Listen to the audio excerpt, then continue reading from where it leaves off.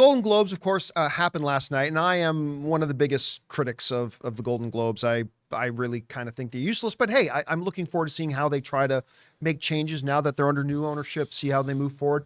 And they did some things right, I think, last night. Of course, they played it really safe with their winners and stuff like that. That's a good thing. But despite the fact that I'm one of the foremost world's haters of the Golden Globes, I thought it'd be interesting to take a second and say, okay, let's look at last night's Golden Globes presentations. And are there some legitimate lessons that we think and notes that the Oscars could take on what the Golden Globes did to maybe improve the vastly superior Oscars? And I think there is, to be honest with you. And the first thing that I'm going to point out that I thought, amidst all the unfunny jokes and whatever and all that kind of stuff, this show moved. This show had pace. This show went and never took its foot off the gas pedal. Like, you know what I love? I remember watching the third Die Hard movie. And of course, the opening credits start, you see some, hot town, summer in the city. Yep, you see the citywide shots, all this establishing shots, as they call it in the Bonwit Teller blows up. And then all of a sudden, big explosion.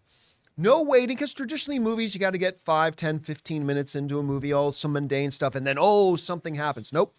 That movie just bang. They had the opening intro, a couple of minutes of a monologue, and then boom, here's these presenters. We're presenting this. Boom. And now we're presenting this. Boom. And the show just kept going because they understood that while there's some other nice things to do, the in memoriam, they're going to do at the Oscars. I look forward to that every year. I think it's a great thing they've always done and that they should always do.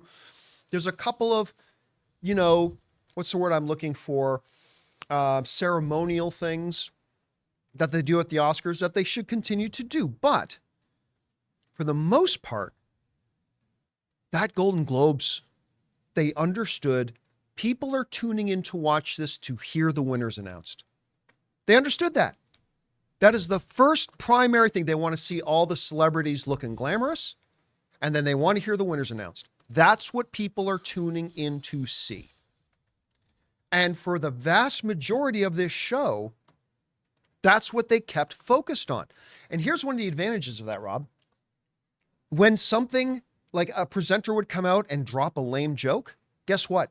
There was no time to linger on it. No crickets. No crickets. No time for it. I mean, yeah, you could hear when they do a joke and maybe a couple of claps, but it didn't matter. There were some lame jokes. And there were some of those. There were. But they just kept the thing moving. So even if you hit a bad joke and whatever, it didn't matter. You just kept the show moving. They announced the winner. Winner came up. Beautiful moment. Thank you, everybody. Went off. Next category. Next category. Next category. And, that's one of the things that I really appreciated about the Golden Globes is that, and historically, one of the things the Golden Globes has always done better than the Oscars is 1,000 times more relevant award, but the Golden Globes have always known how to put on a show. And they understood the audience are here to see the celebs, and they're here to hear who won. Even if we get who won wrong, doesn't matter. And we move that on. And again, I just think that is one of the things the Oscars has to become more aware of. There are categories the audiences don't care to see. And I don't mean that as any disrespect to people who make short documentary. I've made documentaries myself. I have a huge respect for people who can make good documentaries, long form, short form, whatever. But the reality is the Golden Globes understand the audience isn't tuning in to see who wins best short form documentary. I think the Oscars needs to continue to move some of the categories out of the main telecast and into one of their art and technical categories or something like that. They need to cut down the amount of ceremonial presentation stuff they do and be more about the celebs who are there and announcing the winners.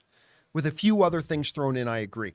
But anyway, Rob, to me, that's one of the big things, and as critical as I am of the Golden Globes, that I honestly do think the Golden Globes can truly hold up and say, here's a lesson for other shows like the Oscars to learn from us. And I hope the Oscars were paying attention. Guys, we want to take a second to thank a sponsor of today's episode, MasterClass. Everyone, it's a new year, so picture that thing that you've always wanted to learn. Now, picture learning it from a person who's literally one of the best in the world at it, and that's what you get with MasterClass. This year, learn from the best to become your best with MasterClass. Don't just talk about improving, MasterClass helps you actually do it. Because MasterClass offers over 180 world-class instructors, so whether you want to master negotiation with Chris Voss like I did, think like a boss with Martha Stewart, or learn the art of storytelling from the man himself, Neil Gaiman, MasterClass has you covered. Because with MasterClass, you get unlimited access to intimate one-on-one classes with the world's best. At MasterClass, there are over 200 classes to pick from, with new classes being added every month. And if you're a viewer of the John Campea Show, you probably love movie making, storytelling, television. So you'd be totally interested in things like screenwriting from Aaron Sorkin, learn developing original TV series from Stranger Things' The Duffer Brothers, or maybe you like the music side of movies, well, you can learn film scoring from Hans Zimmer. And right now, our listeners will get an additional 15% off an annual membership at masterclass.com/Campea. Get 15% off right now at masterclass.com/Campea. masterclass.com/Campea.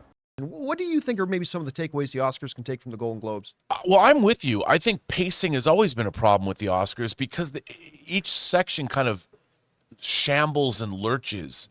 You know, you go from this somber in memoriam segment to somebody walks out and goes, and now let's give the award to special effects.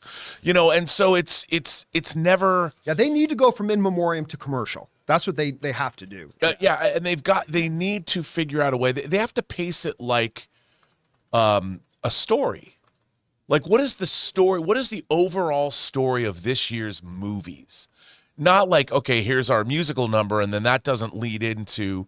And I think, you know, this is a strange thing to say, and I don't know how to translate this into a award show, but Barbenheimer was a story. I think an overarching story. Taylor Swift is part of that story. Past Lives, a small, quiet film, shot on film, first-time director, really intimate portrait. I love that. Brilliant film. There's a really so figure out what is the narrative of movies in 2023, and make the Oscars a story unto itself, a 3-act structure with a beginning, a middle, and an end, and figure out how. Now, I don't know how to do that.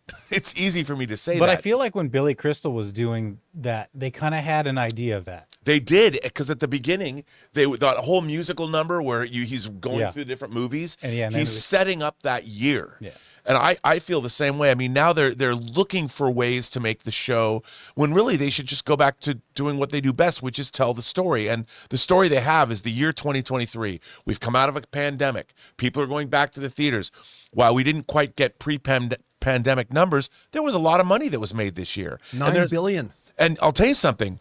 There was a really diverse slate of stories to go see in the theater. And, you know, ending with who would have thought Godzilla would have been a banger. You know, and tell that tale and make the cultural story of what movies mean year by year something that's relevant unto itself, and make movies special again, man. By the way, I'm going to point out one other thing that I think the Oscars should learn from the Golden Globes. You know what the Golden Globes didn't have? Well, they did have Best Original Song category, but they didn't use up 20 minutes of screen time to have all the nominated songs get sung at it.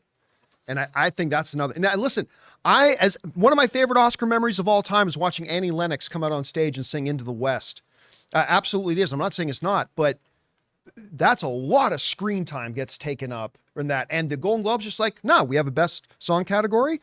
We don't ask every best lead actor nominee to come out on stage and act out a 5-minute scene of your movie. Right. No, we name the nominees and then we name the winner. Best original song, here are your nominees, here's your winner. I think that's or something do a medley. I love medley. Yeah, they used I to don't do that. mind that idea. I've gotten on board with that idea before Because too, medleys are quick. Yep. If you figure you're going to sing 90 seconds or 2 minutes of a song, and it's still 10 minutes, but I mean it's Make it 40 seconds of a song. Medleys are cool. Yeah. And then streaming it into the next one. Because how cool would it have been to have a medley of Peaches and I'm Just Ken? I thought that could have been pretty cool. Yeah. By the way, I almost called her Debbie Gibson. Billie Eilish. That's a A song, I don't know why I was going to say Debbie Gibson. Billie Eilish. won Best Original Song from Barbie, not I'm Just Ken. And you know what? The right song won. Yeah, I agree. At least the right song, because that's a very meaningful song in the movie. As is I'm Just Ken. Hey guys, thanks so much for watching this video. Make sure you like the video, leave a comment, and subscribe to our channel. And don't forget, we have a daily podcast called the John Campea Show podcast, available on Apple Podcasts, Spotify, or your favorite podcasting app of choice. Go and subscribe to it today so it'll be there when you need it.